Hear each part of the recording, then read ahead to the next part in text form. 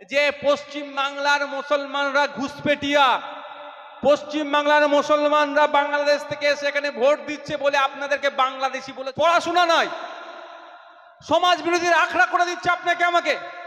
আপনার আমার পাড়াতে মদের আসর বসে গেঁজা ঢুকিয়ে এ করে হ্যান করে ত্যান করে পুরো জাহান্নাম বানিয়ে দিচ্ছে, একদম নরক বানিয়ে দিচ্ছে। আমার যা ক্ষমতা আছে আমি সেটা দিয়ে রুখবো, আর যদি আমার হাত পা বেঁধে দেওয়া হয় রুখতে পারবেন? বিজেপি যদি আপনার সামনে লড়তে আসে, গণতান্ত্রিক প্রক্রিয়ায় আপনি লড়ে নিতে পারবেন, লড়ে নিতে পারবেন। আর তৃণমূল হাত পা বেঁধে আপনাকে জবাই করার চেষ্টা করবে। আমি তার উদাহরণ দিচ্ছি। বাইরে কি বলছে?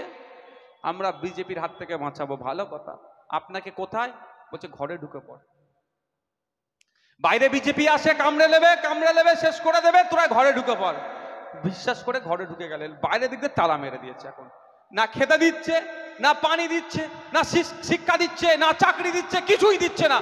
ভেতরে আপনাকে না খেয়ে দোদকে মারার চেষ্টা তৃণমূল করছে। আর বিজেপি বলছে প্রকাশ্যে মারবো। যে প্রকাশ্যে তার সাথে লড়ে নিতে পারবে, কিন্তু ঘরের মধ্যে যখন ঢুকিয়ে তালা মেরে দিয়েছে, হাত যখন বেঁধে দিয়েছে, আর আপনার কোনো লাইন নাই।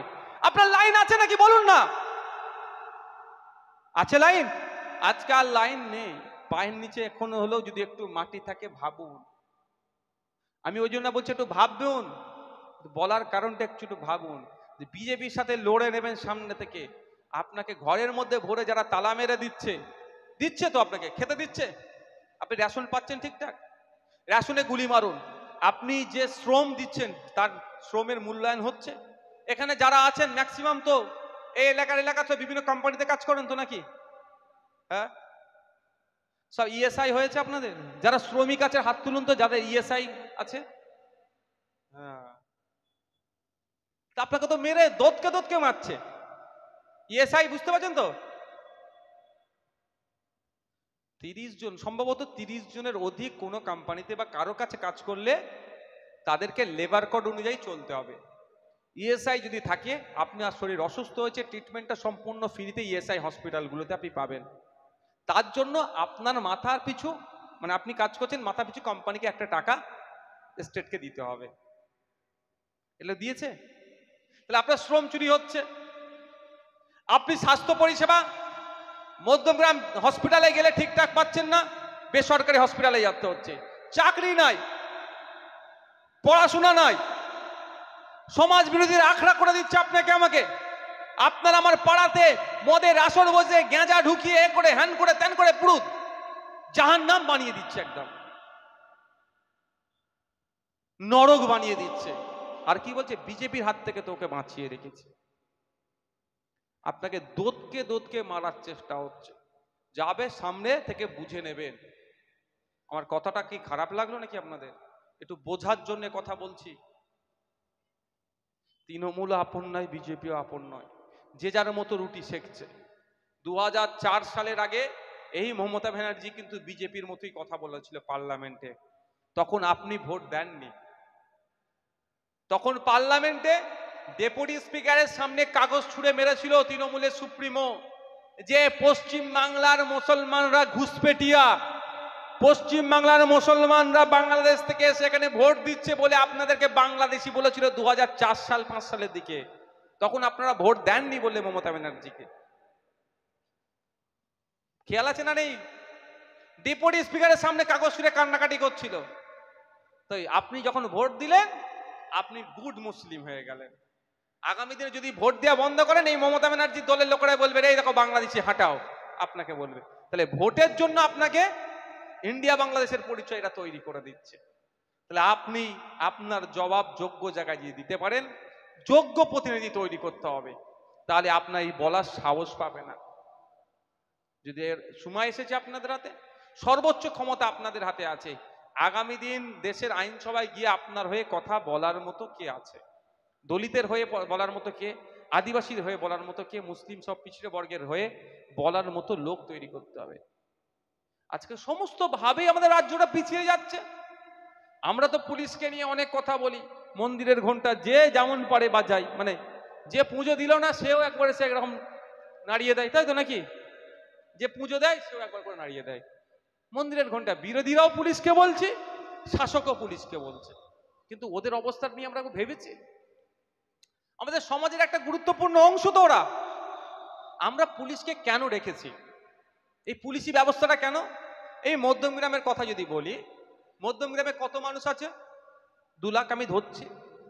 2 লাখ মানুষ যাতে ঠিকঠাক ভাবে শৃঙ্খলাবদ্ধভাবে দেশের দেখানো সংবিধানের ওপরে জীবনযাপন করতে পারে, কারোর সাথে অন্যায় না হয়, সেই জন্য আমরা আমাদের গাঁটের টাকা দিয়ে প্রশাসন পুলিশকে রেখেছি দেখভাল করার জন্য।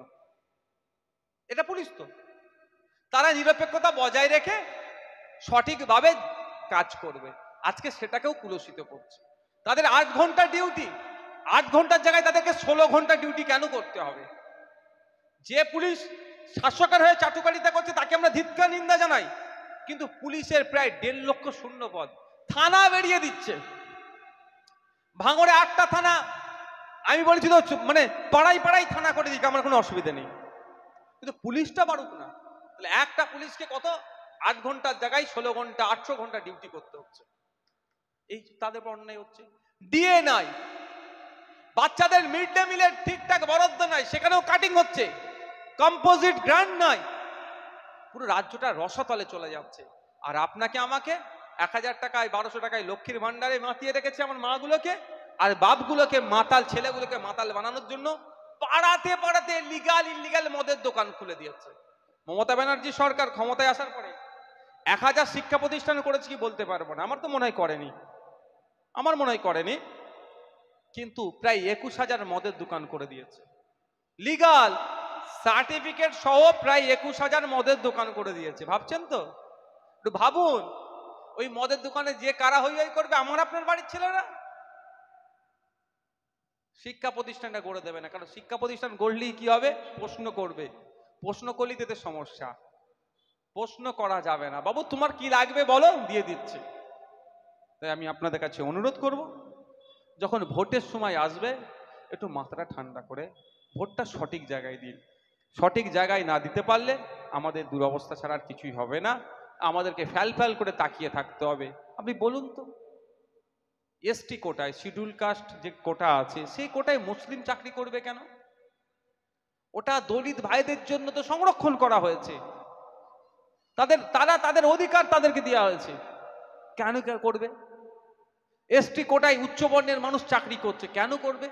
এটা নিয়ে বলার লোকের আজকে অভাব। ওটা তো আপনার আদিবাসী ভাইদের, দলিত ভাইদের জন্য সংরক্ষণ, কিন্তু টাকা দিয়ে ওই জায়গাগুলোতে এই করে দিচ্ছে। ওবিসি কোটাতে ঠিক মতো ওবিসিদেরকেও আপনার নিয়োগ হচ্ছে না, মামলা চলছে সরকারের ব্যর্থতার জন্য, সুপ্রিম কোর্টে মামলা চলছে, কিন্তু রাজ্য সরকার চাইলে বিধানসভা থেকে বিলটা পাস ঠিকঠাক ভাবে পাস করাতে পারে, সেটাও করছে না।